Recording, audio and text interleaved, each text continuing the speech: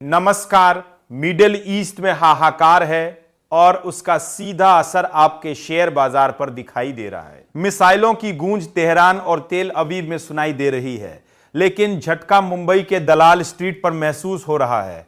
Screen लाल है, sentiment डरा हुआ है और निवेशक असमंजस में खड़े हैं। यह सिर्फ सैन्य टकराव नहीं, बल्कि एक जियो इकोनॉमिक भूचाल है जो आपके पोर्टफोलियो से लेकर आपके घर के बजट तक को हिला सकता है। सबसे बड़ा बदलाव यह है कि अब बाजार फंडामेंटल्स पर नहीं, बल्कि न्यूज फ्लो पर चल रहा है। Balance sheet, profit growth, sector outlook सब पीछे छूट गए हैं। अब हर ब्रेकिंग न्यूज पर बाजार उछल रहा है या टूट रहा है। याद रखिए, बाजार बुरी खबर सह सकता है, लेकिन अनिश्चितता नहीं। युद्ध कितने दिन चलेगा? क्या तेल सप्लाई रुकेगी? क्या बड़े देश इसमें कूदेंगे? इन सवालों का जवाब किसी के पास नहीं है और यही डर सबसे बड़ा ट्रिगर बन गया है। अल्पकालिक निवेशकों के लिए यह समय आक्रामक बनने का नहीं है।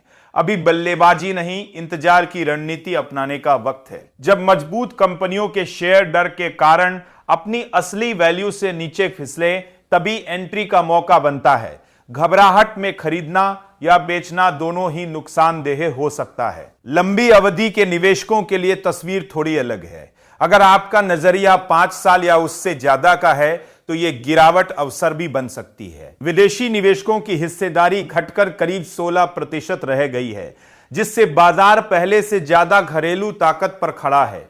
ऐसे समय में वही कंपनियां चुने जिनकी बैलेंस शीट मजबूत हो, कैश फ्लो साफ हो और प्रमोटर की साख मजबूत हो। यह शोर के बीच गुणवत्ता पहचानने की परीक्षा है। अब बात उस खतरे की जो धीरे धीरे आपकी जेब पर असर डालेगा। भारत अपनी कच्चे तेल की जरूरतों का करीब 87% आयात करता है और उसका लगभग 50% हिस्सा स्ट्रेट ऑफ हॉर्मुज के रास्ते आता है। अगर इस रूट पर दबाव बढ़ता है तो सिर्फ पेट्रोल डीजल ही नहीं, लॉजिस्टिक लागत भी बढ़ेगी। लेकिन असली साइलेंट किलर है कुकिंग ऑयल। डॉलर मजबूत होगा, रुपया दबाव में आएगा और आयातित खाद्य तेल महंगे हो सकते हैं, यानी बाजार का झटका आपकी रसोई तक पहुंचेगा। दुबई और यूएई जैसे आर्थिक केंद्र भी इस तनाव की चपेट में हैं।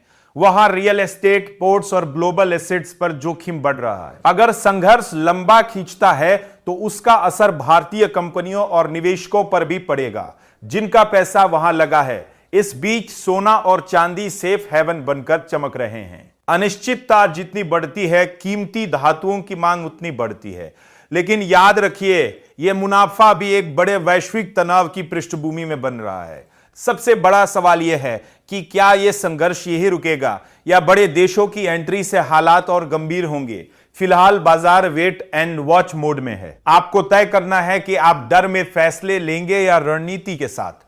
अगर आपको यह विश्लेषण उपयोगी लगा हो तो वीडियो को लाइक कीजिए, अपने दोस्तों और निवेशक साथियों के साथ शेयर कीजिए और हमारे चैनल टेकनेट इंडिया को सब्सक्राइब करना बिल्कुल न भूलें। ऐसी ही तेज, सटीक और गहराई वाली खबरों के लिए जुड़े रहिए हमारे साथ।